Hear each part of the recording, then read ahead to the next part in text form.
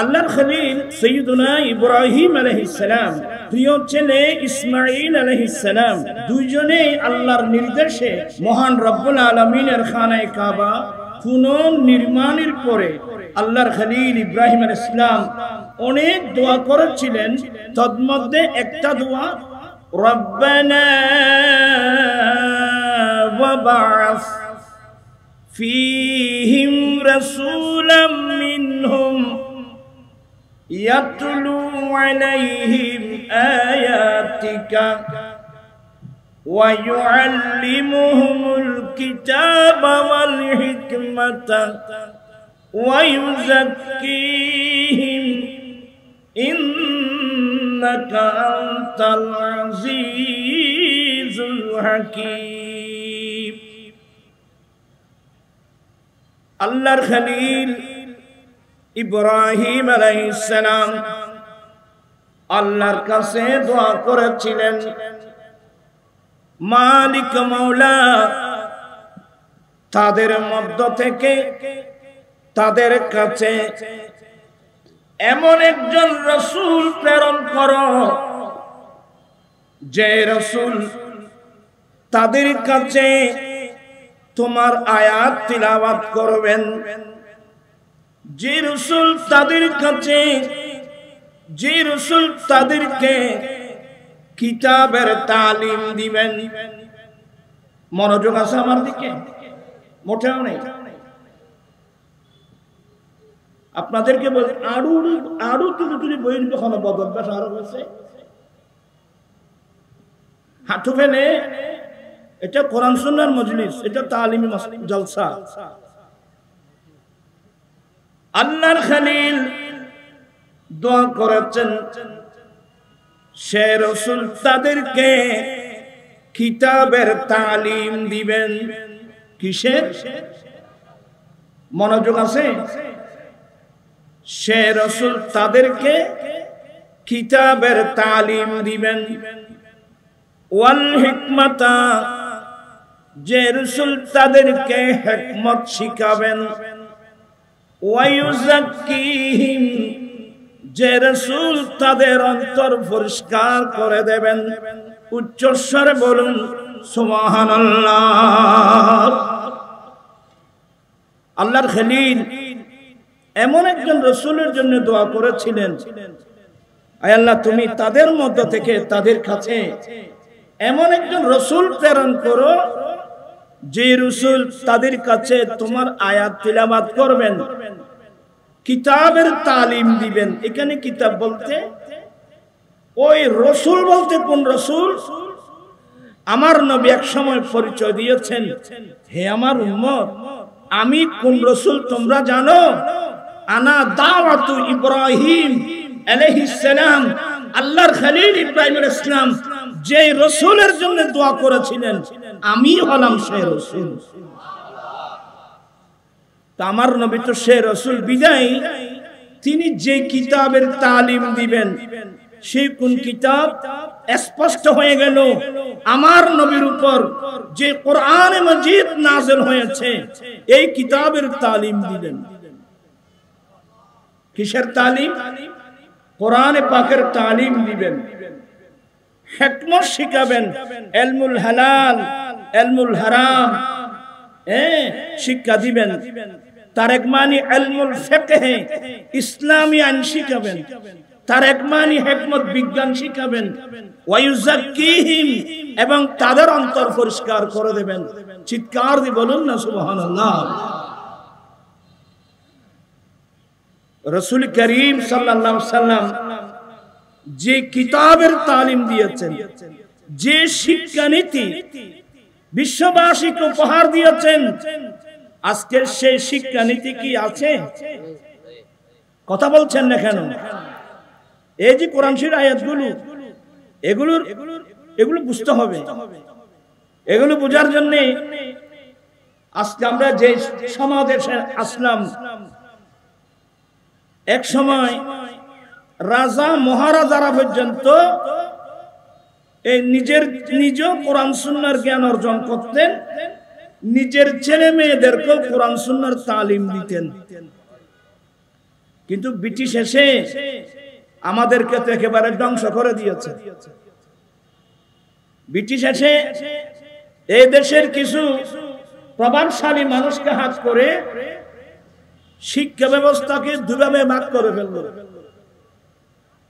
কোরআন সুন্নাহর শিক্ষা, যেটা মুসলমানের মৌলিক শিক্ষা, আমি কি কথা বুঝাতে পারছি?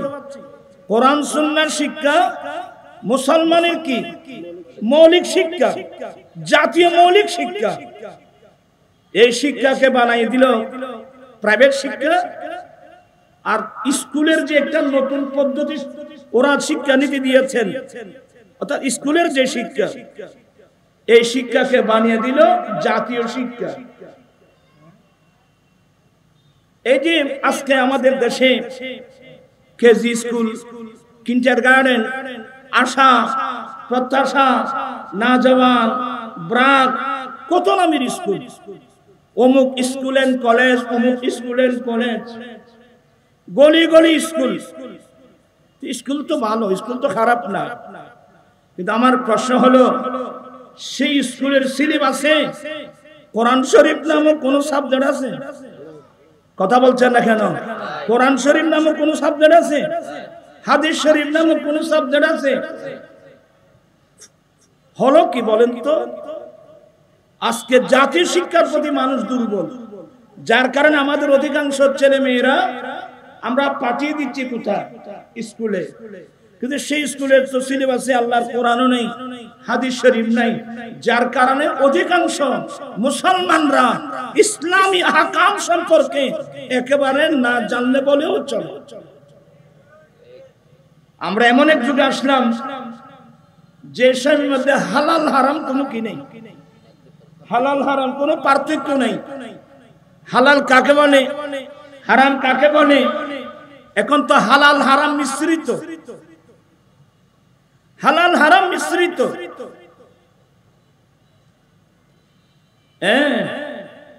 এমন একটা সময় ছিল গরিব মিসকিন কাঙ্গাল অসহায় মানুষকে মানুষের হক দিত না। ইয়াদউল ইয়াতীম, যারা এতিম ছিল, এতিম বলা হয় যেই ছেলের বাবা মারা গিয়েছে, যেই ছেলের বাবা অপ্রাপ্ত বয়স্ক অবস্থায়, নাবালেগ অবস্থায় যে ছেলের বাবা মারা গিয়েছে, ওই ছেলেদেরকে কি বলা হয়? এতিম বলা হয়। আপনারা খুব মনোযোগ সহকারে শুনবেন। যে ছেলের বাবা ছেলেদের অর্থাৎ শৈশবকালে, ছেলেরা এখনো বালেগ হয় নাই, প্রাপ্ত বয়স্ক হয় নাই। আর আমাদের হানফি মাযহাব মোতাবেক ছেলে বালেগ হবে কখন? যখন ছেলের বয়স 14 বছর পেরিয়ে 15 বছরে পড়ছে, ওই সময় ছেলেটা কি হবে? বালেগ হবে। ছেলে যদি বালেগ হয় তাকে কিন্তু এখন এতিম বলা যাবে না। আপনি এতিম বলা হবে কখন? বালেগ হওয়ার আগে। এখন আমাদের দেশে অনেক মানুষ এক ছেলের বাবা হয়ে গেছে, অনেক সময় আমাদের এসে বলছে, হুজুর আমি এতিম তো। সে কিন্তু 2 ছেলের বাপ হয়েছে। বলে হুজুর আমি এতিম তো। আমি, তুমি কোন এতিম? বলে আমার বাবা নাই। একটা ভুল ধারণা মানুষের। এজন্য মাসলা মনে রাখবেন, এতিম বলা হবে ছেলেটা বালেগ হওয়ার আগে। সেই ছেলের বাবা যদি কি হয়? মারা যায়, তাকে কি বলা হয়? এতিম বলা হয়। তো আরবস্থানে এতিমদেরকে হক দিত না, এতিমদেরকে ধাক্কা দিয়ে তাড়িয়ে দিত, এতিমদেরকে ধাক্কা দিয়ে তাড়িয়ে দিত। মনে রাখবেন, কোন মানুষ যদি কোন এতিম ছেলেকে ধাক্কা দিয়ে বের করে দাও, 1 নম্বর আঘাত পাবে আমার দয়াল নবী। কারণ আমার দয়াল নবী তো কি ছিলেন? এতিম ছিলেন। অতএব যে মানুষ একদম এতিম বাচ্চার মাথার উপর হাত বুলিয়ে দিল, সে আমার দয়াল নবীর উপর হাত বুলিয়ে দিল, মানে সে আমার দয়াল নবীর অন্তর খুশি করে দিল। যেখানে আমার আল্লাহ আমার নবীকে নির্দেশ দিয়েছেন, ওয়া আম্মাস সাইলা ফালা তানহার, হে নবী আপনার দরবারে এখানে অনেক ভিক্ষুক আসবে, অনেক মিসকিন আসবে, অনেক ভিক্ষুক আসবে। কোন ভিক্ষুক মিসকিন কাঙ্গালকে আপনি আপনার দরওয়াজা থেকে খালি হাতে ফিরাবেন না। যার কারণে আমার নবীর দরবার এমন, যেই দরবারে কি বন্ধু কি শত্রু, কি বন্ধু কি শত্রু আমার নবীর দরওয়াজা থেকে কোনোদিন খালি হাতে ফিরে যায় নাই। একজন শায়ের সুন্দর করে বলছেন, ইয়ে দরবারে मुस्तफा है यहाँ अपनों का क्या कहना, यहाँ से हाथ खाली गैर भी जा या नहीं करते। চিৎকার দিয়ে বলুন না সুবহানাল্লাহ। আমার নবীর দরবার এমন একটা দরবার, যে দরওয়াজা থেকে আপনজনের কি কথা কোন শত্রু পর্যন্ত কোনদিন খালি হাতে ফিরে যায় নাই। চিৎকার দিয়ে বলুন না সুবহানাল্লাহ। আমার ভাইরা, এই যে এতিম ছেলে, আরবের ওই যুগে এমন কিছু মানুষ ছিল, ছেলে বাচ্চা যখন এতিমী অবস্থায় মারা গেল, তো তার চাচা আছে, তার জেঠা আছে, তার আরো আপনজন আছে না, এগুলো অনেকে নিয়ত খারাপ এই এতিমদেরকে তার আয়ত্তে নিয়ে আসলো। তো এতিম যখন তার আয়ত্তে নিয়ে আসলো, তার নিয়ন্ত্রণে নিয়ে আসলো, ওই ছেলের বাবা যে সম্পদগুলো, ওই ছেলের বাবা যে সম্পদগুলো রেখে গেছে, এই ছেলেটা এতিম হলেও তো সেই এই সম্পদের ওয়ারিস। তখন ওরা কি করতো, এগুলো আমাদের দেশে আছে। তো যেহেতু চাচা যখন তার কাফালতের দায়িত্ব নিয়ে নিল, অনেকে আল্লাহর ওয়াস্তে আল্লাহকে খুশি করার জন্য, এতিমকে লালন পালন করার জন্য ওরা দায়িত্ব নিত। আর অনেকের নিয়ত হলো, আমি ছেলেটাকে এখন তো সেই এতিম, তার বাবার রেখে যাওয়া অনেক সম্পদ আছে, এই সম্পদটা আমি এই সুযোগে আমার নিয়ন্ত্রণে নিয়ে আসলাম। কথা বুঝতেছেন? সে নিয়ন্ত্রণ নিয়ে এসে ওরা কি করত, ওই তার সম্পদের সাথে এতিমের সম্পদগুলো মিশ্রিত করে ওরা খেয়ে ফেলতো। আমার আল্লাহ এই আয়াতের মধ্যে সেটাই বলছেন, ওয়া আতুল ইয়াতামা আমওয়ালাহুম, এ আমার বান্দা তোমরা এতিমের সম্পদ এতিমকে দিয়ে দাও, এতিমের মাল এতিমকে দিয়ে দাও, এতিমের সম্পদ এতিমকে দিয়ে দাও। আরে বর্তমান সমাজে এতিম না বাবা, বর্তমান সমাজে তো অনেক ভাই আছে বোনের সম্পদ দেয় না। কথা বলছেন না আপনারা? অনেক ভাই আছে, আর এগুলোতে এতিমের কথা বলা হচ্ছে। বর্তমানে এমন সময় চলে গেল, অনেক ভাই নিজের বোনের সম্পদ দেয় না, অনেক ভাই শক্তি ব্যবহার করে ভাইয়ের সম্পদ ইয়ে করে রেখে দিচ্ছে। অর্থাৎ হালাল হারাম কোন কি নেই, হালাল হারাম কিন্তু হালাল হারাম। দেখেন আমার রাসূল হাদিসে কি বলছেন, আপনারা এমন আয়াতগুলো দিয়েছেন, এই কথাগুলো শেষ করে আমার পক্ষে শেষ হবে না। আল্লাহর নবী বলেন, লা তুকবালুস সালাতু বিগাইরি তুহুরিন ওয়ালা সাদকাতু মিন গুলুল। আপনার কি মনোযোগ এখানে আমার দিকে আছে? আমি একটা ক্লাস করতেছি।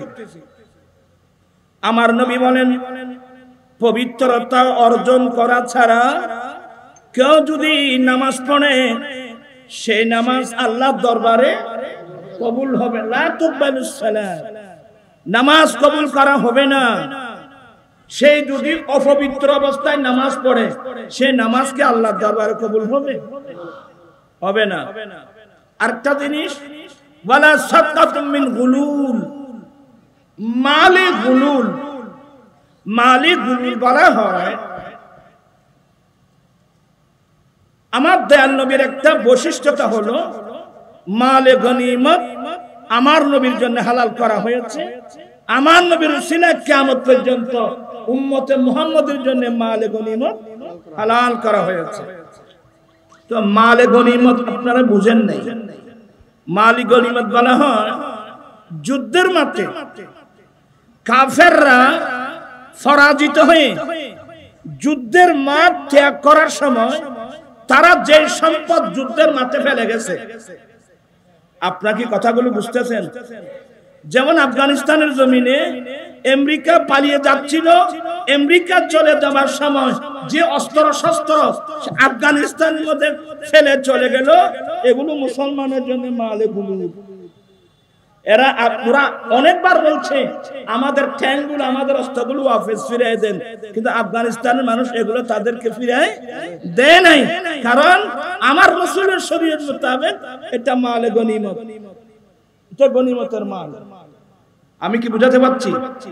আরেকটা মাল হলো মালে ফাই। মালে ফাই মানে যুদ্ধ হয় নাই, যুদ্ধ ছাড়া কাফের মুশরিকরা যদি যুদ্ধের মাঠে তাদের মাল সম্পদ ফেলে এমনি পালিয়ে যায়, যুদ্ধ কিন্তু হয় নাই, এমনি পালিয়ে গেল, এই মালগুলোকে বলা হয় কি? মালে ফাই।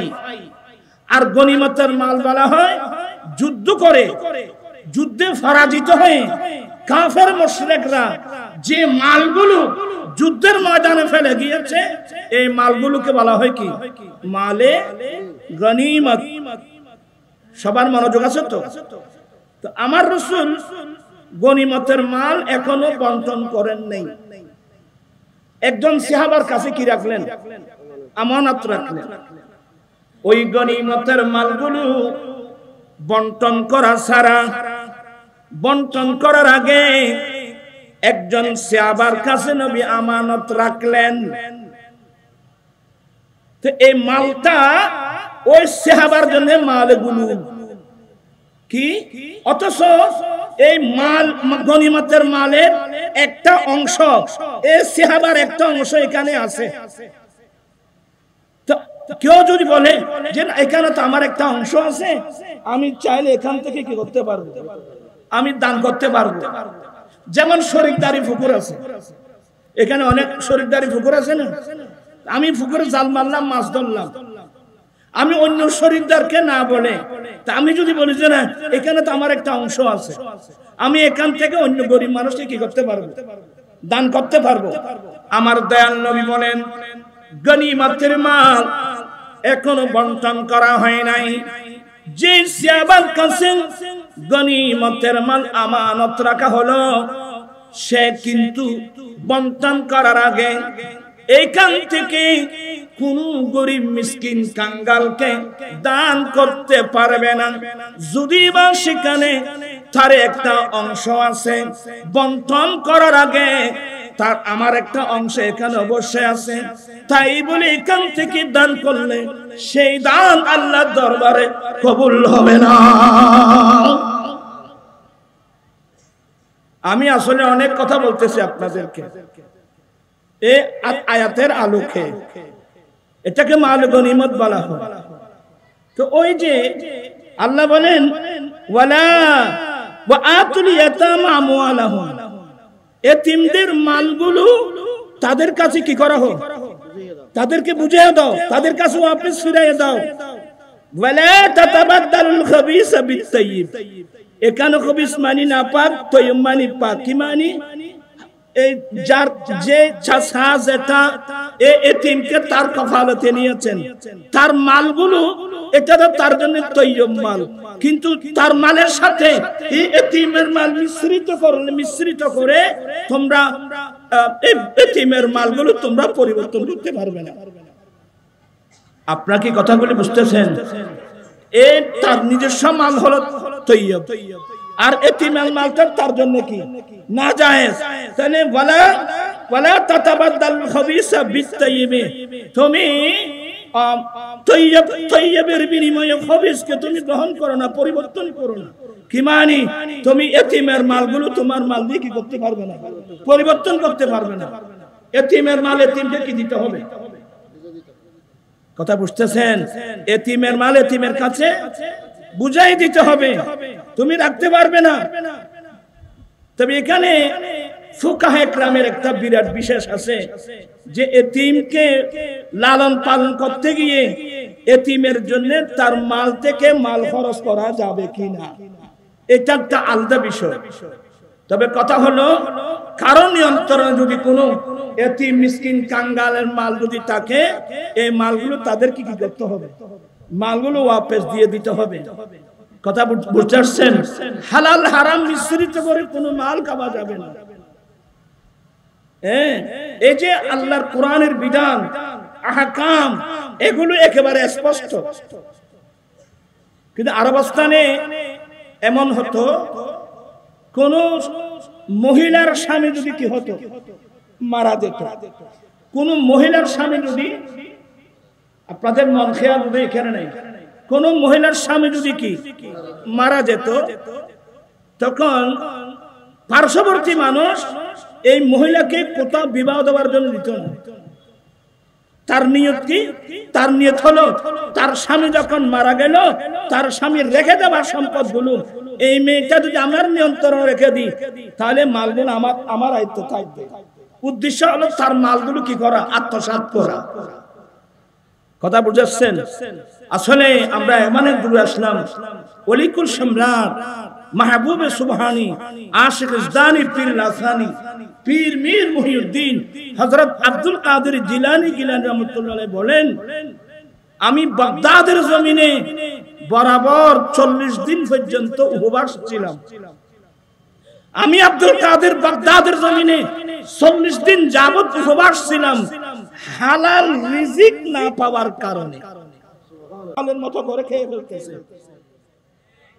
আমার আল্লাহ স্পষ্ট বলে দিয়েছেন, ওয়া তুবিয়াতাম আমওয়ালহুম, এতিমদের মাল ওয়াপস দিয়ে দাও। তুমি এতিমের মালগুলো তোমার মালের সাথে মিশ্রিত করে তোমরা আত্মসাৎ করো না। আর কোন মুসলমান কোন আত্মসাৎ করতে পারবে? লাইসা মিন্না মান গাশা, এই আয়াতের উপর কতগুলো হাদিস আছে জানেন আমার ভাইরা? লাইসা মিন্না মান গাশা, যেই ব্যক্তি আমার উম্মতের মাল আত্মসাৎ করবে, কোয়ালিটির মধ্যে মালের কোয়ালিটি পরিবর্তন করে ফেলবে।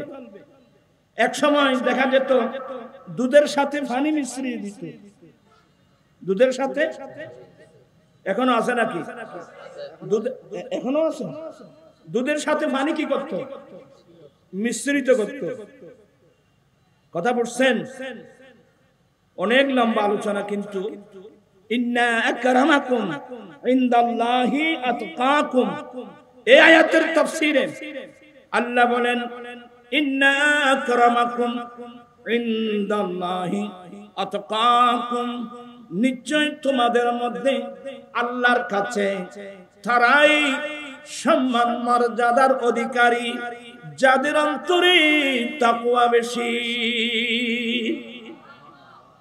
আমার দয়াল নবী 10ম হিজরিতে আরফাতের মাটি বলছেন, লা ফাদিলাতাল আরাবি আলাল আজমি ওয়ালাল আজমি আলাল আরাবি ওয়ালাল আহমার আলাল আসওয়াদ ওয়ালাল আসওয়াদ আলাল আহমার ইল্লা বিতাকওয়াল্লাহি আযজা ওয়া জাল্লা।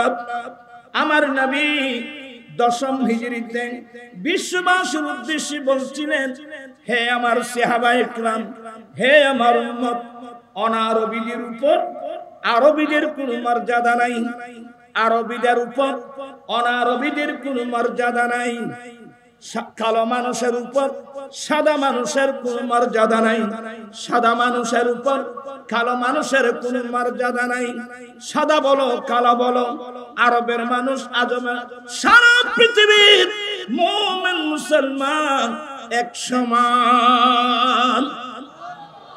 তবে একে অপরের উপর প্রাধান্য নেওয়ার একটি মাত্র মাপকাঠি আছে, ওই মাপকাঠির নাম তাকওয়া।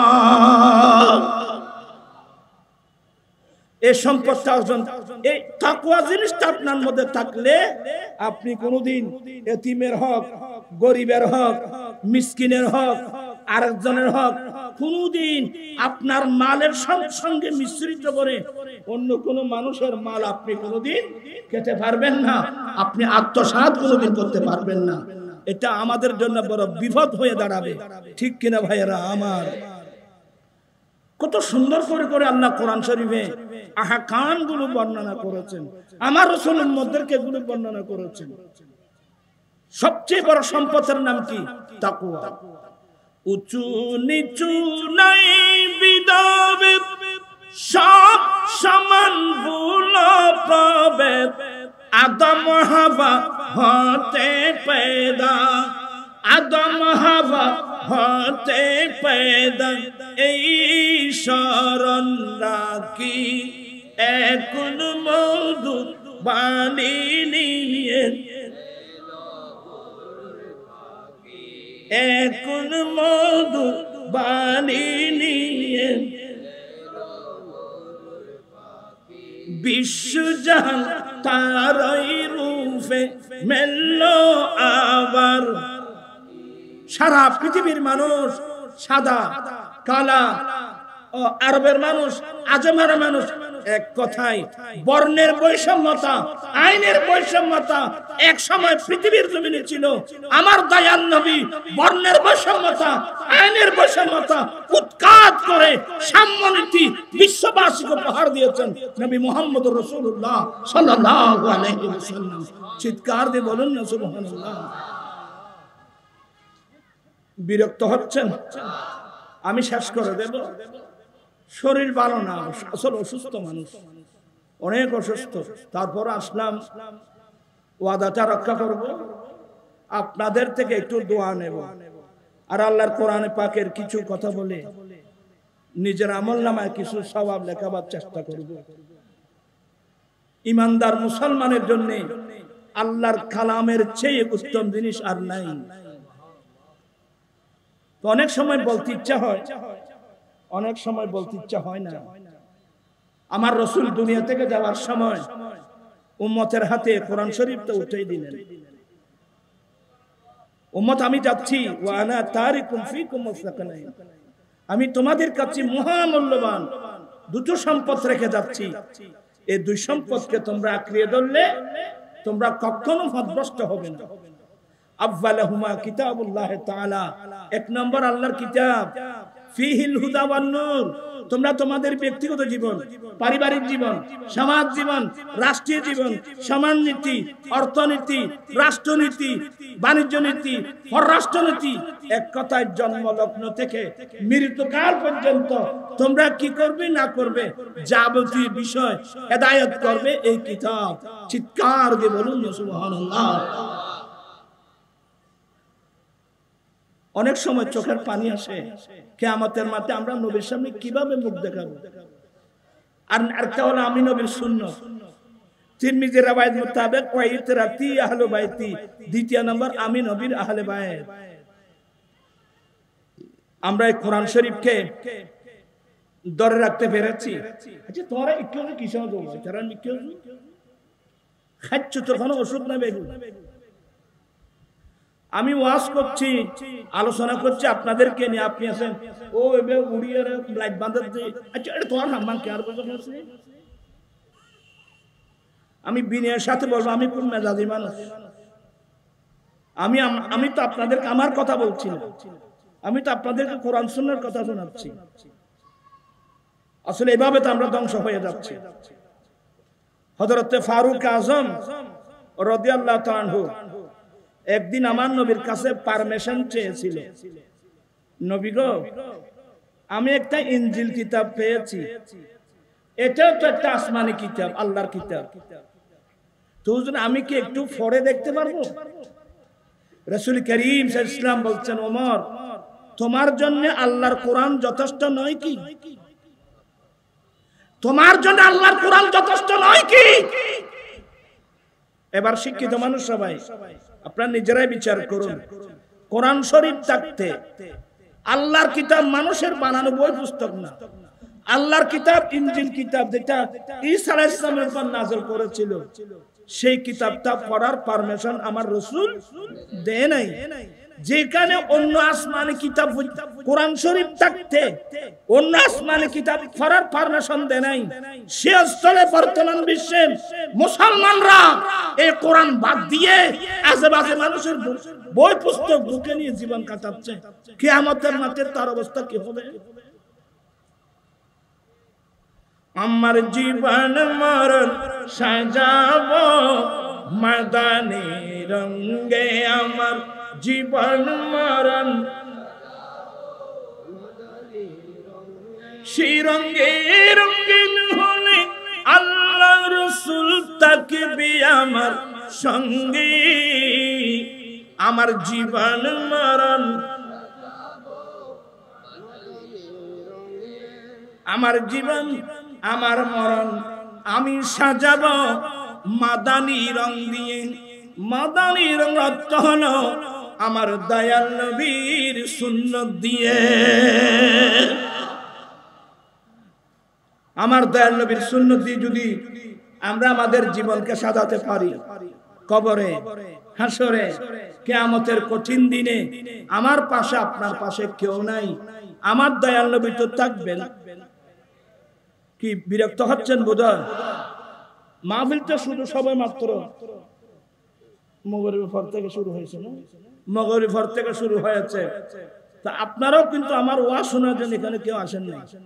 ওই আমাদের আজিজ, আমাদের নতুন সাংগঠনিক সচিব মুফতি গিয়াসউদ্দিন তাহির হুজুর আসবে, তো এই আপনারা আসছেন ওনার ওয়াজ শোনার জন্য আসছেন। ধন্যবাদ, মুবারকবাদ। একটু আমি অল্প ওয়াজ আলোচনা করব। খলিফাতুল মুসলিমিন ওমর ফারুক রাদিয়াল্লাহু তাআলা আনহু ছদ্মবেশে সারা রাত মদিনা শরীফ পাহারা দিতেন। একটু আমার দিকে তাকান বাবা। ছদ্মবেশে মদিনা পাহারা দিতেন। এই অভিভাবক কিন্তু এখন নাই বাবা। এই অভিভাবক আমরা পাবো কই? হায় হায়। তো একদিন গভীর রাত মদিনা শরীফের অনেক দূরে একটা ছোট খেজুর পাতার বানানো ঘর, চেরাগ জ্বলতেছে, ছোট করে চেরাগ জ্বলছে। তো দুই মহিলার কথা কাটাকাটি হচ্ছে। এরা গরিব মানুষ,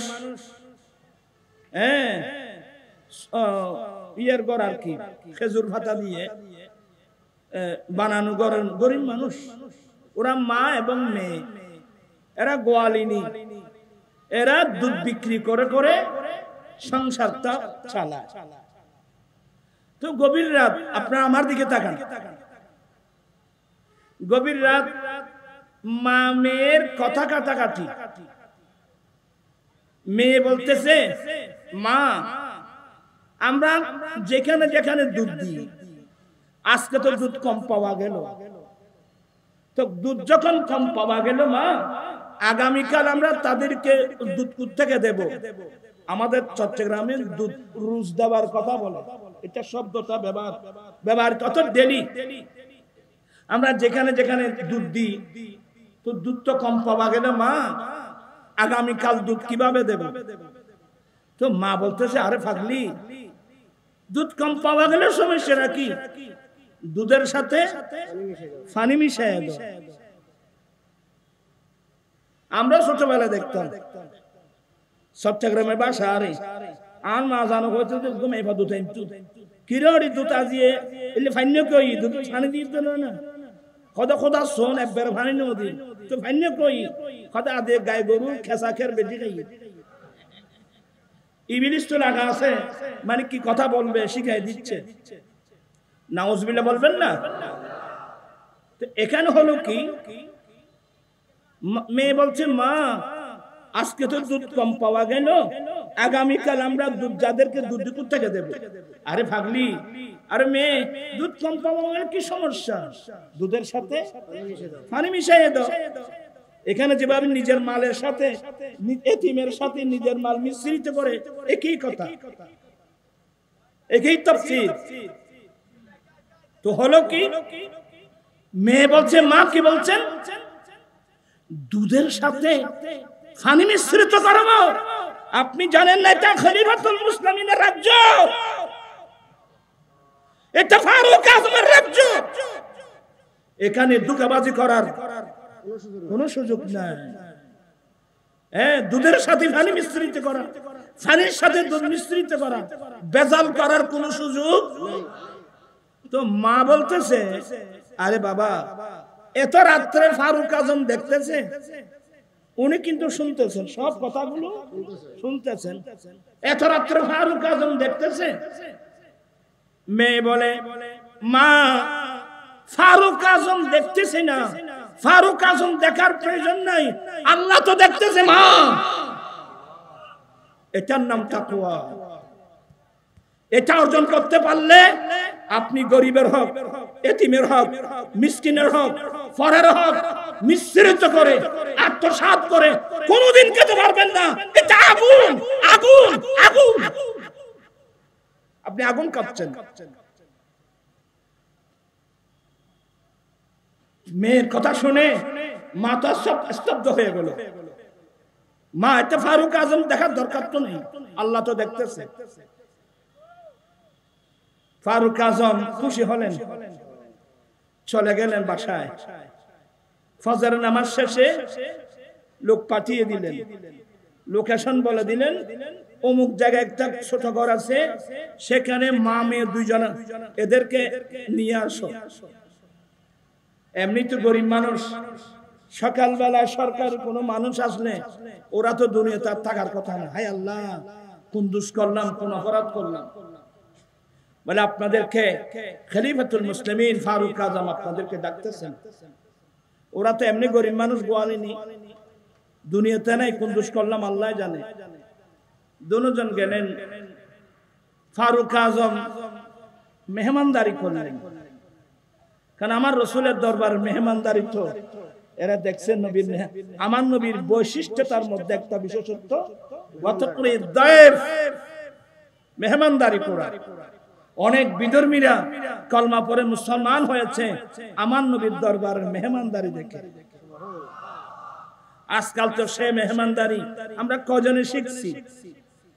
আমার নবী মেহমানদারি আহকাম বর্ণনা করছেন। উত্তম মেহমানদারি একদিন এক রাত, বেশির মধ্যে 3 দিন। একজন সাহাবা বলে, হুজুর 7 দিন পর্যন্ত থাকতে গেলে বলে, আমার সাহাবা, তোমার আত্মীয় তোমার সামনে লজ্জা পাক, এটা তুমি পছন্দ করো না ইয়া রাসূলুল্লাহ? বলে, তাহলে তুমি 3 দিনের চেয়ে বেশি দেখো না। আমার নবী মেহমানদারির আহকাম পর্যন্ত শিক্ষা দিয়েছেন। সুবহানাল্লাহ ওয়া বিহামদিহি। আর একটা কথা, একজন ইহুদি নবীর দরবারের মেহমান হলো। এখান থেকে একটা আপনার দরওয়াজায় যদি কোন মেহমান আসে, সে মিসকিন, সে মুসলিম হোক, সে অমুসলিম হোক, সে যে কেউ হোক, আমার নবীর শিক্ষা হলো এদেরকে মেহমানদেরকে কি করা, মেহমানদারি করা। তো বেলাল বলেন, নবী গো, একজন ইহুদি মেহমান হলো, তাকে কি দেব? এখানে আরেকটা মসলা মনে রাখবেন। আমার নবী বলেন,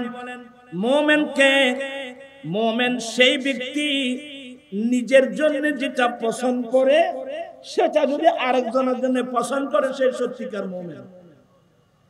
আমরা গরু গোশত, মনে করেন আমরা গরুর মাংস দিয়ে খানা খাওয়া পছন্দ করি, কিন্তু কোন কর্মচারী যদি আমরা নিয়ে আসি, এদেরকে আমরা একটু গরুর মাংস দিয়ে খাওয়াই না, কি দিয়ে খাওয়া যায়? এই সূর্যমুড়ি দিয়ে খাওয়াই, ওদেরই মূলের শাক, সূর্যমুড়ি। আপনি মোমেন না, আপনি মোমেন না। ইসলামের বিধান, বদরের যুদ্ধে 70 জন কাফের মরল, 70 জন কাফের বন্দী হলো। এখনো যারা বন্দী হয়েছে, যুদ্ধবন্দী, এদের বিচার এখনো হয় নাই। আমার নবী ভাগ করে দিলেন। আবার সাথে সাথে নির্দেশ দিলেন, হে আমার মুজাহিদিন, তোমরা যুদ্ধবন্দীদের সাথে কি আচরণ করবা? তোমরা নিজেরাই যা খাবে তাদেরকে তা খাওয়াবে, তোমরা নিজেরাই যা করবে তাদেরকেও তা করাবে। সুবহানাল্লাহ বলছেন। এই আদর্শ কোথায় পাবেন? এখন তো দেখা যায় আদালতের মধ্যে আসামিকে নিয়ে যাচ্ছে, পুলিশরা একজন আসামিকে নিয়ে যাচ্ছে কোথায়? আদালতে বিচার করবে কে? এগুলো বিচার করবে কে? বিচারক। কিন্তু আসামিকে আদালতের কাঠগড়ায় নেওয়ার আগে তাকে মারতে মারতে মারতে মারতে মেরে একেবারে ইয়ে করে ফেললো। এগুলো কি আইন? আমরা কোন দেশে বসবাস করতেছি? আমার নবীর আদর্শ শিখছেন। তুমি কি বিচারক? তুমি তার গায়ে হাত উঠালে কেন? তার বিচার করবে হাকিম, তুমি কেন তার গায়ে হাত উঠালে? একজন আসামিকে আদালতে নিয়ে যাচ্ছে, এখনো আদালতের কাঠগড়া যায় নাই, মতের মধ্যে কেউ ডিম মারতেছে, কেউ মারতেছে, কেউ জুতা মার। এগুলো কি? এগুলো কি? এগুলো তোমাকে কে শিক্ষা দিয়েছে? কিয়ামতের মাঠে নবীর সামনে মুখ দেখাতে পারবেন? তুমি কি বিচারক? এই শিক্ষা আমাদের মধ্যে নাই। আমরা যা ইচ্ছা তাই করতেছি। আলাইসাল্লাহু বিআহকামিল হাকিমিন, আল্লাহ বিচারকদের বিচারক নয় কি? সাবধান, সতর্ক। মুমিন কাকে বলে? আল্লাহর নবী বলেন, আল মুসলিমু মান সালিমাল মুসলিমুনা মিন লিসানিহি ওয়া ইয়াদিহি। সেই ব্যক্তি মুসলিম হওয়ার দাবি করতে পারবে যার মুখ এবং হাতের আঘাত থেকে আরেকজন মুসলমান নিরাপদ থাকবে। যার হাত এবং মুখের আঘাত থেকে আরেকজন মুসলমান নিরাপদ থাকবে, তাকে কি বলা হবে? মুসলমান বলা হবে। সেই মুসলমান দাবি করতে পারবে। এখন তো আমরা যে যুগে আসলাম, মইয়ত পর্যন্ত নিরাপদ নেই। কথা বলছেন না কেন? মৃত্যু মানুষ পর্যন্ত কি নেই? মৃত্যু মানুষ নিরাপদ নাই। মৃত্যু মানুষকে মৃত্যুর 15 দিন পরে কবর থেকে উঠাই তার ইচ্ছা মোতাবেক মারলো, আগুন দিয়ে জ্বালিয়ে ফেললো। নাউজুবিল্লাহ পড়ছেন? এগুলো ইসলামের কোন সম্পর্ক আছে? যেখানে আমার রাসূল বলছেন, আমার নবী বলেন, লা ইউআযাব বিআযাবিল্লাহ, আল্লাহর শাস্তি তুমি দিতে পারবে না। জাহান্নামের মধ্যে আগুন দিয়ে শাস্তি দেওয়া, এটা আল্লাহর বৈশিষ্ট্যতা। পৃথিবীর কোন মানুষ আরেকজনকে আগুন দিয়ে পুড়িয়ে শাস্তি দেওয়া কোন সুযোগ নাই, কোন পারমিশন নাই। হাত্তা নামলা, আরে মানুষ না, একটা পিঁপড়া পর্যন্ত আপনি আগুন দিয়ে জ্বালাতে পারবেন না। হিন্দুরা তাদের মানুষ মারা গেলে এরা হিন্দুদের লাশগুলো জ্বালায়, কিন্তু আমরা যদি কোন হিন্দুর লাশ যদি দফন করতে হয়, আমি কিন্তু জ্বালাতে পারবো না। যারা জ্বালিয়েছে এদেরকে তওবা করতে হবে। সে হিন্দু হোক, সে বৌদ্ধ হোক, সে জুম্মা হোক, চাকমা হোক, তাকে আগুনে জ্বালিয়ে মারার কোন সুযোগ নেই। আমাদেরকে কোন শক্তি দেওয়া হয় নাই, পারমিশন দেওয়া হয় নাই। আজকে আমাদের বাংলাদেশে এগুলো কি দেখতেছি? আল্লাহর নবী বলেন, আসলে কথাটা একটু লম্বা হয়ে গেল। আল্লাহর নবী বলেন, উযকুরু মুহাসানা মাউতাকুম, এ আমার উম্মত, তোমাদের কোন ভাই ব্রাদার মারা গেলে তোমরা মইয়তের মৃত্যু ব্যক্তির ভালো দিকগুলো আলোচনা করো। তোমাদের কোন মানুষ যদি মারা যায়, তাদের ভালো দিকগুলো তোমরা আলোচনা করো, তাদের খারাপ সাইডগুলো তোমরা আলোচনা করবা না, কারণ তার বিচার তো তোমাদের হাতে না। মানুষ যদি মারা যায়, মনে করেন আমাদের একজন বাংলাদেশের মানুষ মারা গেল, জজ কোর্ট, হাইকোর্ট, সুপ্রিম কোর্ট, কোর্টের কোনো অধিকার নাই মৃত ব্যক্তির বিচার করা। মানুষ মারা গেলে তার বিচার কার হাতে? কথা বলছে না, তার বিচার কার হাতে? আল্লাহর হাতে। এখন মানুষ কোথায় যাচ্ছে আমাকে বলেন? কবর থেকে মানুষ উঠায়, তাকে মারা, আগুন দিয়ে জ্বালিয়ে ফেলা। যারা কাজ করছে ওরা ঈমান হারা হয়ে গেছে, ওরা মুসলমানের কলঙ্ক, ওরা ইসলামের কলঙ্ক। আহলে সুন্নাত ওয়াল জামাত যে ইসলামের প্রচার করছে এটা সত্যিকার ইসলামের আমরা প্রচার করছি। আপনি যে কোনো অপরাধ করবেন ইসলামের নামে চালিয়ে দেবেন, এই দুঃখবাদের জায়গা আপনি কানের মধ্যে নাই। আমি যত বড় হই, আমি যা কিছু হই, আমি প্রায় 11টা হাদিস বের করেছি। যে কোন মানুষকে, আচ্ছা আপনারা সবাই শিক্ষিত লোক, ইসলামের প্রথম যুদ্ধ কোন যুদ্ধ?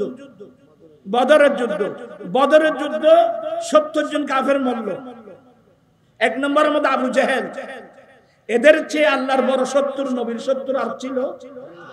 তো বদরের যুদ্ধের পরে আমার রাসূল মুজাহিদিনদেরকে নির্দেশ দিয়েছেন, এই কাফেরদের লাশগুলো বদরের একটা জায়গায়, খলিবে বদর নামক জায়গায়, একটা ডাস্টবিনের মতো জায়গা, তোমরা মাটির গর্ত খনন করে সে মাটির নিচে যাওয়া দিয়ে দাও। যদি এই কাফেরদের লাশ জ্বালানো, আল্লাহর শত্রু নবীর শত্রুর লাশ জ্বালানোর যদি পারমিশন থাকতো, তাহলে তো আমার রাসূল প্রথমে নির্দেশ দিচ্ছেন আবু জেহেলের লাশটা আগুন দিয়ে জ্বালিয়ে দেন। কিন্তু কোন কাফেরদের লাশ জ্বালানোর পারমিশন আমার রাসূল দিয়েছেন? তো এখন আমাদের মধ্যে নতুন নতুন সিস্টেম করতে আসতেছে। তাওহীদি জনতা, ও যারা করছে এদের নাম কি? তাওহীদি জনতা।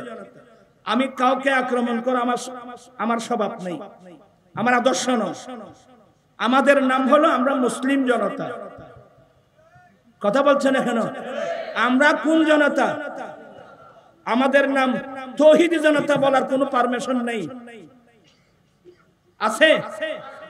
যেমন কোরআন শরীফ পড়লে, এই তো কোরআন শরীফ সূরাতুল হজ করলে পাবেন, মিল্লাতা আবিকুম ইব্রাহিম হুয়া সাম্মাকুমুল মুসলিমিন। কোরআন শরীফে আছে কি? তুমি বলছো কি? মিল্লাতা আবিকুম ইব্রাহিম, তোমাদের আব্বা ইব্রাহিম আলাইহিস সালামের মিল্লাত, তিনি তোমাদের নাম রাখছে মুসলমান। আমাদের নাম কি? আর জন আমাদের নাম কি? মিল্লাতা আবিকুম ইব্রাহিম হুয়া সাম্মাকুমুল মুসলিমিন, তিনি আমাদের নাম রাখছে কি? আর জোরে তো নাম, উনি আমাদের নাম রাখছেন। এই জন্য আমাদের ছেলেরা পাবলিসিটি করবে প্রিয় মুসলিম জনতা। কথা বুঝতেছেন না মনে হয়? প্রিয়, আচ্ছা ইব্রাহিম আলাইহিস সালামের এটা, আমার নবী কি বলছেন?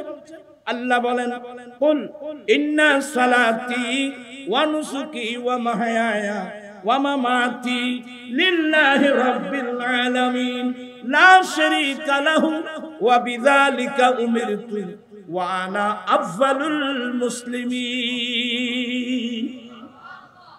আমার আল্লাহ রাসূল আপনি বলে দেন, নিশ্চয় আমার নামাজ, আমার কুরবানি, আমি নবীর হায়াত, আমি নবীর ইন্তেকাল, সবগুলো একমাত্র রব্বুল আলামিনের জন্য, লা শারীকা লাহু, যার কোনো অংশীদার নেই, ওয়া বিযালিকা উমিরতু, এই বিষয়ে আমাকে নির্দেশ দেওয়া হয়েছে, ওয়া আনা আফযালুল মুসলিমিন, আমি নবী হলাম সর্বপ্রথম মুসলমান। ইব্রাহিম আলাইহিস সালাম আমাদের নাম রাখছে মুসলমান, আমার নবী বলছেন আমি সর্বপ্রথম মুসলমান। অতএব আমাদের পাবলিসিটি হবে প্রিয় মুসলিম জনতা। কথা কি বললাম? প্রিয়, আর যে প্রিয় তাওহীদি জনতা। তাওহীদি জনতা মুসলিম বললে এখানে তাওহীদও আছে, আমার রাসূলের রিসালাতও আছে। তাওহীদ বললে ওখানে রিসালাত নাই। বিশেষ করে স্কুল, কলেজ, ইউনিভার্সিটির ভাইদের কাছে আমি বিনয়ের সাথে বলবো, ইসলাম শব্দ ব্যবহার করলে ইসলাম হয় না, কোরআন সুন্নাহ মোতাবেক হতে হবে। আমি কি জিনিসটা বোঝাতে পারলাম? আমি একটু দূরে চলে আসলাম, আমি কষ্ট দিচ্ছি আপনাদেরকে, কথাটা একটু লম্বা হয়ে গেল। ফারুক আজম রাদিয়াল্লাহু তাআলা আনহু এই মা এবং মেয়ে দুজনকে ডেকে নিয়ে গেলেন। আমি এখান থেকে গিয়েছিলাম, আপনারা আমাকে একটু হেল্প করবেন, আমার স্মরণ শক্তি আগের মতো নাই। তো মেহমানদারি করলেন, এটা বলতে মেহমানদারি, ওইখানে আরেকটা হাদিস বলতে চেয়েছিলাম। আমার নবীর দরবারে একজন ইহুদি মেহমান হলো। বেলাল বলেন নবী গো তাকে কি দেব? আমার নবী তাকে ছাগলের দুধ দাও, কারণ আমার রাসূল নিজে ছাগলের দুধ পছন্দ করতেন, এর জন্য মেহমানকে দিতে বলছেন ছাগলের দুধ। আজ থেকে আমরা মশলা শিখলাম, আমি আমার পরিবার নিয়ে ঘরের মধ্যে মাংস দিয়ে মাছ দিয়ে ভালো খাবার খাচ্ছি, আমার কোন কর্মচারী থাকলেও তাকে একই খাবার দিতে হবে। কথা বলছেন না কেন? তাকে আরে আপনি আরব স্থানে যান না, ওখানে একেবারে নাই বললেও হাজার হাজার কোটি টাকার মালিক একজন কর্মচারী আসছে, হ্যাঁ রফিক টান, রফিক টান, ইসলাম টান, কুল কুল ফদল ফদল ফদল কুল, এই আয় আয় আসো আসো আসো, আমার পাশে বসো, আমার সঙ্গে একসাথে খাও। সেই দেশে এখনো পর্যন্ত এই সিস্টেম গুলো কি আছে। আর এক বর্তন থেকে খাওয়া এটাও আছে। আর আর তো ইংরেজ হলে ইতের আড়ে বাজিনি তোতে বেড়ান ভাই, আমাদের বর্তন গুলো ব্রিটিশই করেছে কাজটা। এই ব্রিটিশ এসে আমাদের খাবার বর্তন কি করে ফেলছে। অথচ সুরুল মুমিনের সেবা, একজন মুমিনের জুতা অপর মুমিনের জন্য কি সেবা। একবার ফারুক আজমের আমলে চীনের একজন বড় ডাক্তার মদিনা শরীফের চেম্বার খুলে বসলো। 1 মাস হলো, 1 মাসের মধ্যে একটা রোগী পেল না। শেষ পর্যন্ত দোকান বন্ধ করে আমার নবীর কাছে গেলেন, ফারুক আজমের কাছে গেলেন, হুজুর আমি ইরানের একটা চীনের একজন ডাক্তার, আমি আমার দেশের মধ্যে রোগীদেরকে আমি সময় দিতে পারি না, মদিনা শরীফে এসে চেম্বার খুলে বসলাম, 1 মাস হয়ে গেল একজন রোগীও নেই। ফারুক আজম বলছেন এখানে তোমরা রোগী পাবে না, কারণ আমরা একসঙ্গে বসে খানা খাই, আমরা এক বর্তনে অপর ভাইয়ের জুতা আমি খাচ্ছি। আমার রাসূল বলছেন সুরুল মুমিনের সেবা, একজন মুমিনের জুতা অপর মুমিনের জন্য সেবা। আমাদের দেশে যে রোগ বাড়ছে না, বর্তন ফেলতে করতে করতে করতে করতে আস্তে আসলে আমরা পানির গ্লাস পর্যন্ত পৃথক, মানে ওয়ান টাইম, মানে এই দুঃখ ইসলামকে কোথায় নিয়ে গেছে মুসলমানরা, ওয়ান টাইম। এগুলো বলার আর মিয়া নেই, অনেক দূর চলে আসলাম। বেলাল তুমি ওনাকে কি দাও? দুধ দাও। তো আরবস্থানের ছাগলের দুধ 1 বালতি। এজন্য আরবস্থানের ছাগলের পিস্তানগুলো রুমাল দিয়ে ফিটের সাথে বেঁধে দিতে হয়। আল্লাহ কি বরকত দিয়েছেন মক্কার মদিনার জন্য। তো 1 ছাগলের দুধ দিলেন, সে গড়গড় করে খেয়ে ফেলল। আরে বাবা, বেলাল বলেন ভাই আর লাগবে? আর হলে হতে মৃত্যু হত্তর করতে 1 ছাগলের দুধ, বলে ভাই আর লাগবে? থাকলে ভালো। আর 1 ছাগলের দুধ দিলেন, হট করে খেয়ে ফেলল। বেলাল বলেন ভাই আর লাগবে? বলে থাকলে ভালো। আর 1 ছাগলের দুধ দিলেন। এইভাবে এই রাত্রে সে 7 ছাগলের দুধ পান করেছে। আল্লাহ জানে তার ফেডিবে কয় ছাগলের দুধ? 7 ছাগলের দুধ। তো খাওয়ার পরে বস আর খাবো না। তো সে বিছানায় শুয়ে শুয়ে গবেষণা করতেছে, আমি আমার জীবনে কত রাজা মহারাজার দরবারে গিয়েছি, আমি আমার লাইফে জীবনে কত রাজা মহারাজার দরবারে গিয়েছি, মুহাম্মদ ইসলামের দরবারে যে মেহমানদারি দেখলাম পৃথিবীর কোথাও সেই মেহমানদারি দেখলাম না। বিদায় এটাই হলো সত্যকারের ধর্ম, এটাই হলো সত্যিকারের ধর্ম। সকাল হওয়ার সাথে সাথে সে কলমা পড়ে কি হয়ে গেল? মুসলমান হয়ে গেল। মুসলমান যখন হয়ে গেল সবাই খুশি, ইয়া রাসূলুল্লাহ সে তো এখন আমার ভাই মুসলমান হয়ে গেছে, এখন কি দিব? বলে ছাগলের দুধ। বেলাল ছাগলের দুধ নিয়ে আসলেন। সবার মনোযোগ আমার দিকে আছে। ছাগলের দুধ নিয়ে আসলেন। ভাইয়া গতকালকে আপনি ছাগলের দুধ পান করাচ্ছেন, কিভাবে পান করবেন আমি কিছু বলি নাই। আজকে যখন তুমি আমার দয়াল নবীর কলমা পড়ে মুসলমান হয়েছ, এখন থেকে মৃত্যুকাল পর্যন্ত আমার নবীর সুন্নাত মোতাবেক চলতে হবে। বলে কি? 1 নম্বর দুধের পেয়ালা তোমার ডান হাতে নাও। ডান বাম, আমরা বর্তমান যুগের ডান বাম চিনি, ডান বাম বুঝি। ডান হাতে নাও 1 নম্বর। দ্বিতীয় নম্বর, বসে পান করো। আমার নবী বলেন লা তাশরিবু কাশুরবিল বাইর। উম্মত তোমরা ওঠের ন্যায় পান করো না, তোমরা ওঠের মতো পান করো না। ওট দাঁড়িয়ে দাঁড়িয়ে পান করে, তোমরা বসে বসে পান করো। ওট 1 ডুগে খায়, তোমরা 3 ডুগে খাও। ওট বিসমিল্লাহ পড়ে না, তোমরা বিসমিল্লাহ পড়ো। খাওয়ার পরে ওট আলহামদুলিল্লাহ পড়ে না, তোমরা আলহামদুলিল্লাহ বলো। সে আশ্চর্য হয়ে গেল, এই একটা দুধ খেতে এতগুলো সিস্টেম। 1 নম্বর ডান হাতে নাও, দ্বিতীয় নম্বর বসো, তৃতীয় নম্বর বিসমিল্লাহ পড়ো। কি বিসমিল্লাহ পড়ো না? মিশতা কিলো খানা দেখি কি পিছা বাদে বিসমিল্লাহ বলতে ঘরের দোয়া বেড়েছে, বিসমিল্লাহ নাই। আমরা খেতেও জানি না। বিসমিল্লাহ পড়ো। তৃতীয় নম্বর 3 ডুকে খাও, 1 ডুকে খাবে না। খাওয়ার পরে আলহামদুলিল্লাহ বলো। সে চিন্তা করতেছে ইসলাম ধর্ম এত সুন্দর, একটু দুধ থেকে এতগুলো সিস্টেম। এই নবীর সুন্নাত মোতাবেক সে যখন দুধ পান করলো, 1 ছাগলের দুধ শেষ করতে পারে নাই, তার পেট ভরে গেছে।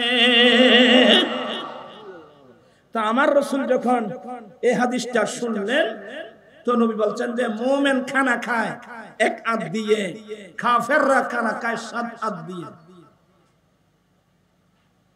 কথাটা কি আমি আপনাদেরকে বোঝাতে পারলাম?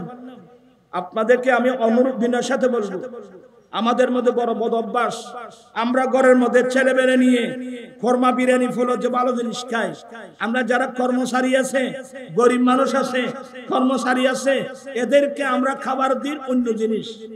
তাহলে এই আপনার এই আচরণে নবীর হাদিস মোতাবেক এখন আপনি মুমিন হতে পারেন নাই। ইমানের শিক্ষা হলো আমি যেটা খাবো আরেকজনকে আমি সেটা খাওয়াবো। আচ্ছা দেরি হয়ে গেল, এখানে হুজুর আসছেন, আয় দেরি করে ফেলাই। শামসুল আলম সিদ্দিকী, আমার যারা মাওলানা সিদ্দিকী সাহেব আসছেন, উনি বক্তব্য রাখবেন। এগুলো যে আমাকে দিয়েছ ভালো করছো, খুবই দরকার। বর্তমান সমাজের মধ্যে আহকাম সম্পর্কে মানুষ জানে না। তো আমি একটু শেষ করে দিচ্ছি আপনাদেরকে। বলতে চেয়েছিলাম, ফারুক আজম বলছেন আপনাদের পরিচয়। বলে হুজুর আমি মা, এটা আমার কন্যা। আচ্ছা, ভয়ে কাঁপতেছে। বলে না না, আপনারা কোনো আসামি না, আপনারা নিঃসন্দেহে নির্ভয়ে বলেন। বলে হুজুর আমি মা, এটা আমার কন্যা, আমরা গরিব মানুষ, আমরা দুধ বিক্রি করে করে চলি। ফারুক আজম বলেন শুনেন, গতকালকে আপনার মেয়ে বলছিল মা আজকে তো দুধ কম পাওয়া গেল, আগামীকাল আমরা যাদেরকে দুধ ডেলি রোজ দিই কোত্থেকে দেব? তো আপনি বলছিলেন যে আরে বাবা দুধ যদি কম পাওয়া যায় সমস্যা কি, দুধের সাথে পানি মিশ্রিত করে দাও। তো আপনার মেয়ে বলছেন কি মামা বলছেন, এটা ফারুক আজমের রাজ্য না, এখানে তো দুধের সাথে পানি মিশ্রিত করে ব্যবসা করার কোনো সুযোগ নাই, ধোঁকাবাজির সুযোগ নাই, এটা ফারুক আজমের রাজ্য। আপনি বলছিলেন যে আরে বাবা এত গভীর রাত্রে ফারুক আজম দেখতেছে শুনতেছে। তো আপনার মেয়ে বলছিল আরে মা ফারুক আজম দেখার দরকার তো নাই, আল্লাহ তো দেখতেছে। ওরা আশ্চর্য হয়ে গেল, কিরে এই রাতের বেলার ঘটনাটা হুজুর কিভাবে জানলেন? তো ফারুক আজমের টপ টপ টপ চোখের পানি বলছে, আপনার, আমি চাচ্ছি আপনার মেয়েটা আমার ছেলেকে শাদী করাতাম। আল্লাহু আকবার বলছেন, আল্লাহু আকবার। আমার অন্তর চাচ্ছে আপনার মেয়েটাকে আমার ছেলেকে শাদী করাতাম। হুজুর কি বলছেন এগুলো? কোথায় আমরা গোয়ালে নেই, আর কোথায় আপনি খলিফাতুল মুসলিমিন? আমি খলিফা, আপনি খলিফাতুল মুসলিমিনের ছেলে, আমার ছেলের জন্য আমার মেয়ে আনবেন? ফারুক আজমের চোখের পানি টপ টপ হচ্ছে। বাবা, তোমরা আল্লাহর কানুন সম্পর্কে জানো না। ইন্না আকরামাকুম ইনদাল্লাহি আতকাকুম। আল্লাহর কাছে তোমাদের মধ্যে, আল্লাহর কাছে তারাই মর্যাদার অধিকারী, তারাই সম্মানের অধিকারী যাদের অন্তরের মধ্যে সবচেয়ে তাকওয়া বেশি। এই আয়াত মোতাবেক তোমরা গোয়ালিনী কোনো বিষয় না। তোমার মেয়ের অন্তরে আল্লাহর ভয় ছাড়া আর কিছুই না। তোমার মেয়ে আমার ছেলের উপযোগী। চিৎকার দিয়ে বলুন না সুবহানাল্লাহ। আপনারা আনবেন, আমরা আনবো।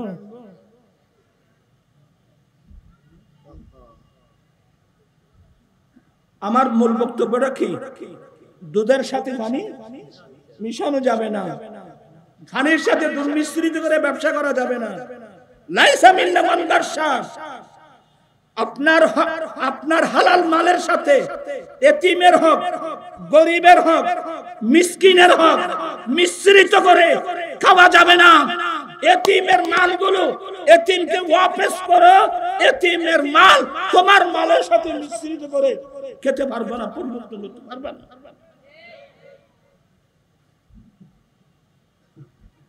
এভাবে আমি বলতে গেলে অনেক আলোচনা এসে যাবে।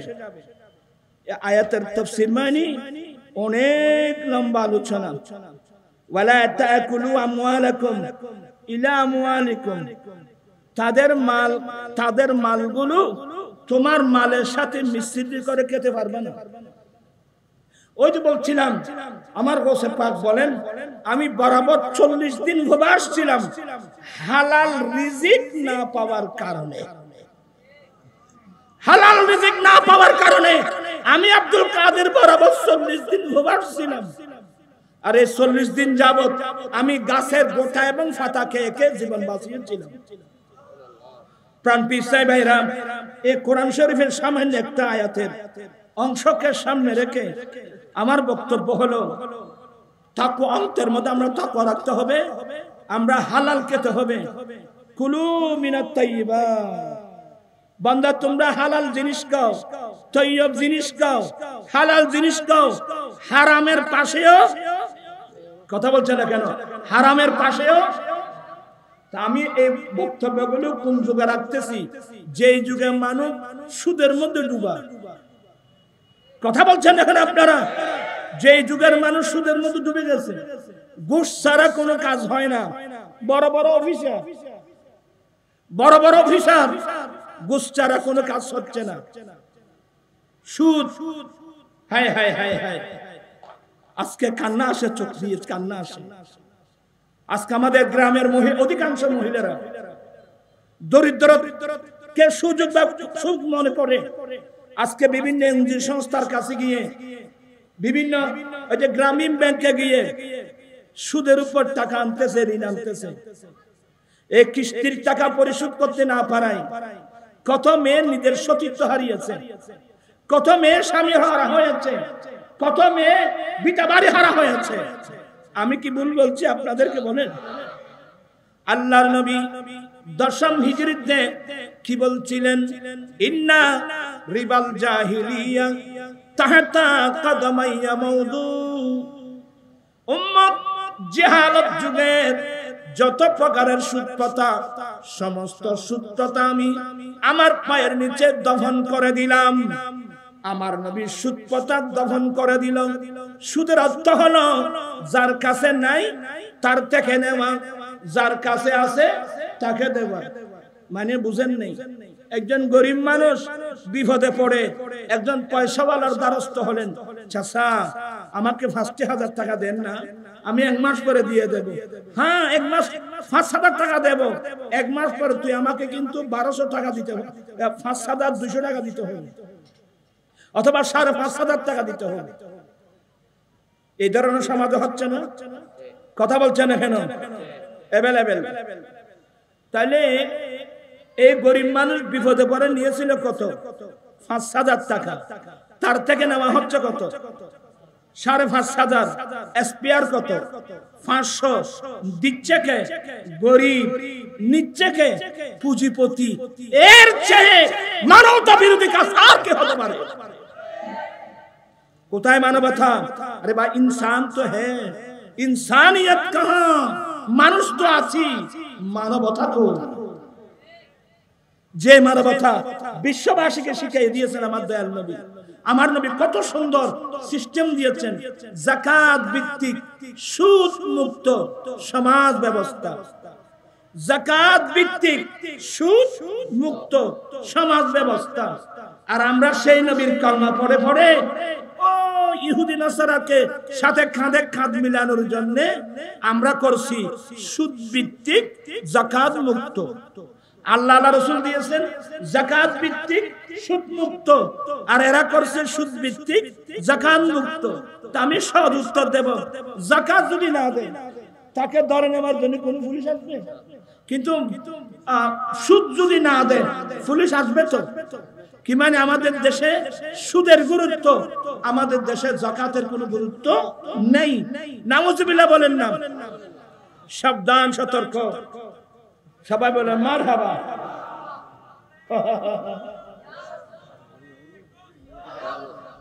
আমার আজিজ গ্রামী, এরা আমাদের ভবিষ্যৎ। এদিন আহলে হাদিসদের সাথে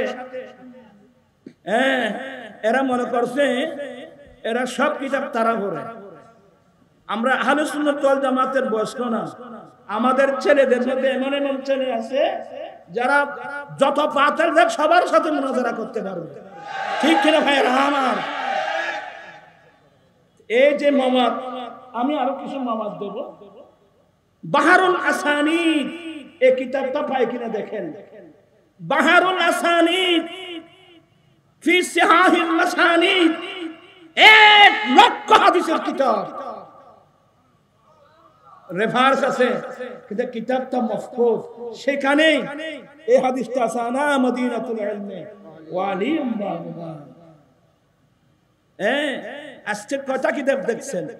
আরেকটা কিতাব ফাতহুল মালিকিল আলী, ফাতহুল মালিকিল আলী। এই কিতাবের রেফারেন্স অনেকে নিয়েছেন। আল্লামা গুমারি রাহমাতুল্লাহ আলাইহির কিতাব ফাতহুল মালিকিল আলী। এই কিতাব, এই কিতাব থেকে রেফারেন্স, এই হাদিসটা নিয়ে শুধু এই কিতাব লেখা হয়েছে। এরা আলা হাদিস যারা নাম বলে, এরা তো কিতাব কোথায় নিজে জানিও না। কথা বলছেন? তারপরও আমরা তাদেরকে ভিন্ন চোখে দেখবো না, তাদেরকে আহ্বান জানাবো। আপনি হাদিস নিয়ে গবেষণা করছেন, আপনাকে ধন্যবাদ, আপনাকে মুবারকবাদ।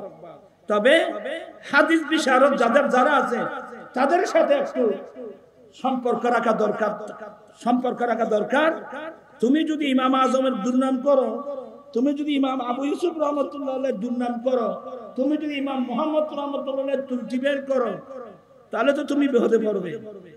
কারণ যে ইমাম বুখারী নিয়ে ধরতেছো, ইমাম বুখারীর শেখদের মধ্যে কয়জন ইমাম আবু হানিফা রাহমাতুল্লাহর ছাত্র আছে এটা তোমরা জানো?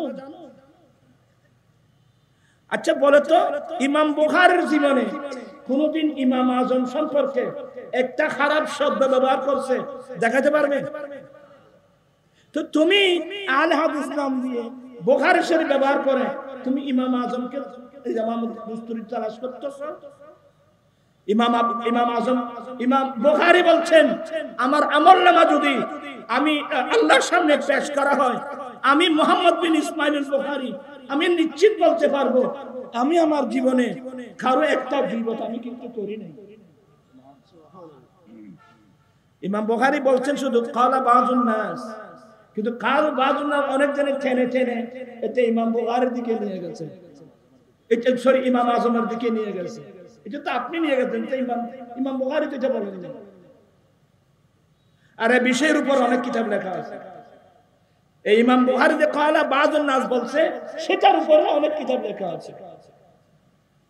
আমি সন্ন্যাবাই সবাইকে ধন্যবাদ জানাচ্ছি, আমাকে এগুলো দিয়েছেন। দুশার কলমা বললাম আর কি।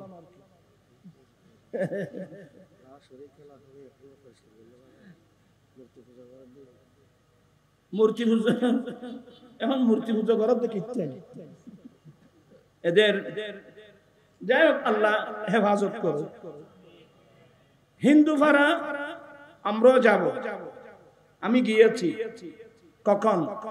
হিন্দু ভাড়ায় আগুন লাগছে, আমরা সবাই আগুন নিভাতে যাব। নদীর পারে হিন্দু ভাড়া, নদী এসে তাদের বাড়িঘর ভেঙে গেছে, আমরা সবাই গিয়ে তাদের বাড়িঘর বাঁধার কি করব? ব্যবস্থা করব। তাদের মধ্যে অনেক রোগী আছে, আমরা রোগীকে দেখতে যাব, কোনো সমস্যা নেই। হিন্দু ভাড়ায় হিন্দুর দোকানে অনেক মুসলমান আছে, মুসলমান কর্মচারী আছে, সমস্যা আছে? নাই। মুসলমানের দোকানে অনেক হিন্দু কর্মচারী আছে, সমস্যা আছে? নেই। অনেক জায়গায় হিন্দু মুসলিম বৌদ্ধ মিলে শেয়ার ব্যবসা, একসঙ্গে ব্যবসা করতেছে, কোনো সমস্যা আছে? এভাবে আহকাম কোরআন হাদিসের মধ্যে, হাদিস লেখাপড়ার মধ্যে বিধান একেবারে পরিষ্কার। তবে এদের জীবে মূর্তি পূজা আছে, মূর্তি পূজা এটা তো শিরিক। কথা বলছেন না কেন? এরাও আমাদের বাড়িতে যাবে, এরাও আসবে। আচ্ছা, আপনারা কসম করে বলেন, এই হিন্দুদের ইতিহাসে কোনদিন মুসলমান যখন কোরবানি দিচ্ছে, গরু ছাগল কোরবানি দিচ্ছে, কোন হিন্দু মুসলমান বাড়িতে আসবে? ওই ঈদ উল ফিতরের দিন আসবে। কোন দিনে? ঈদ উল ফিতরের দিন আসবে, মিষ্টি খাবার জন্য, সেমাই খাবার জন্য। কিন্তু গরু জবাই করা তাদের জন্য বড় মারাত্মক। এই জন্য এদের জীবনে কোনোদিন একজন হিন্দু যদি মন্ত্রী হয়, একজন হিন্দু যদি মিনিস্টার হয়, সে কোনোদিন কোরবানির দিন মুসলমান পাড়ায় আসবে না। এখানে আমার প্রশ্ন হলো, আমাদের মুসলমান হুজুর হয়ে কিভাবে মূর্তি পূজায় গেল? আপনার মূর্তি পূজায় কেন গেলেন?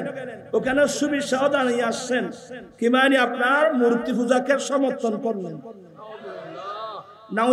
আল্লাহ এই বিশ্বের মুসলমানদেরকে এগুলো হেফাজত করুন, আমাদেরকে সঠিক ইসলাম মেনে চলার তৌফিক দান করুন। আমি বললাম তো হিন্দু বানায় কখন কখন যাব, এটা সিস্টেম আছে। এবং লা ইয়ানহাকুমুল্লাহু আনিল লাযিনা লাম ইউকাতিলুকুম ফি দীনিকুম, যতক্ষণ পর্যন্ত অন্য ধর্মের মানুষ তোমাদের সাথে তোমাদের ধর্ম নিয়ে যুদ্ধ করবে না, তোমাদেরকে তোমাদের রাষ্ট্র থেকে তাড়িয়ে দেবে না, ততক্ষণ পর্যন্ত তাদের সাথে সদ্ব্যবহার করা আল্লাহ নিষেধ করেন নাই। আমাদের তো হিন্দু আছে, বৌদ্ধ আছে, খ্রিস্টান আছে, আমার সমস্যা কি? তারা ধর্ম পালন করবে, আমরা আমাদের ধর্ম পালন করব। এরা তো আমাদের ধর্ম নিয়ে বাড়াবাড়ি করছে না, আমাদের ধর্ম নিয়ে বাড়াবাড়ি করলে আমরাও প্রতিবাদ করব। যেমন বিগত এই যে ইন্ডিয়ার মুখ্যমন্ত্রী নুপুর শর্মা আমার নবীর সম্পর্কে, আমার নবীর স্ত্রী আমাদের আম্মা মায়েশা সিদ্দিকা সম্বন্ধে কুরুচিপূর্ণ বক্তব্য রাখার কারণে আমরা তার বিরুদ্ধে নেমে গেছি ময়দানে। শুধু আমরা নয়, ইন্ডিয়ার অনেক হিন্দুরাও তার বিরুদ্ধে নেমে গেছে। কিন্তু এরা যতক্ষণ পর্যন্ত আমাদের ধর্ম নিয়ে আমাদের সাথে যুদ্ধ করবে না, আমাদেরকে আমাদের রাষ্ট্র থেকে তাড়িয়ে দেবে না, ততক্ষণ পর্যন্ত তাদের সাথে সদ্ব্যবহার করা আল্লাহ নিষেধ করেন নাই। আল্লাহ পাক আমরা সবাইকে আল্লাহ আল্লাহ রসুলের কানুন মেনে চলার আল্লাহ তৌফিক দান করুন। হালাল খানা খাওয়ার, আমরা যেন কোন গরিবের হক, এতিমের হক, মিসকিনের হক, ফরের হক যেন আমরা আমাদের মালের সাথে মিশ্রিত করে আমরা যেন না খাই। আল্লাহ স্পষ্ট কোরআনে পাকের আয়াত নাযিল করে এগুলো স্পষ্ট বর্ণনা করে দিয়েছেন। আমি সবাইকে ধন্যবাদ জানাচ্ছি। এত সুন্দর অনুষ্ঠান উপহার দেওয়ায় বাংলাদেশ ইসলামী ছাত্র সেনা উপচন্ত ফুলের আসর ফতেহাবাদ শাখার ব্যবস্থাপনায় আজকে কয় বছর ধরে এটা 5 বারের মতো সুন্দর একটা অনুষ্ঠান। আচ্ছা, আজকে এখানে এসে আমরা অনেক কিছু শিখতে পারলাম, ঠিক কিনা? অনেক আহকাম সম্পর্কে জানতে পারলাম। আল্লাহ সবাইকে সত্যিকারের দ্বীনের জ্ঞান অর্জন করে দ্বীন মোতাবেক চলার আল্লাহ সবাইকে তৌফিক দান করুন। এই আহ্বান জানিয়ে আমার অসমাপ্ত বক্তব্য, এরা আয়াতগুলো দিয়েছেন আরো, আমি ওদিকে আসলে যাচ্ছি না। কোরআন শরীফের আয়াতের তাফসীর এটা একটা কঠিন জিনিস। আমরা মাদ্রাসায় পড়ালেও আমরা একটি আয়াত পড়ানোর জন্য সারা রাত আমরা তাফসীরের সরাসরি হওয়া দেখতাম। এটা আল্লাহর কোরআন, আল্লাহর কালাম। এই জন্য আমি বেশি কিছু বললাম, অল্প কিছু এই আয়াতের আলোকে কিছু কথা বললাম। আল্লাহ পাক সবাইকে সত্যিকারের কোরআন তাফসীর বুঝার, পড়ার, বুঝার, আমল করার তৌফিক দান করুন। ওয়া আখিরু দাওয়ানা আলহামদুলিল্লাহি রাব্বিল আলামিন।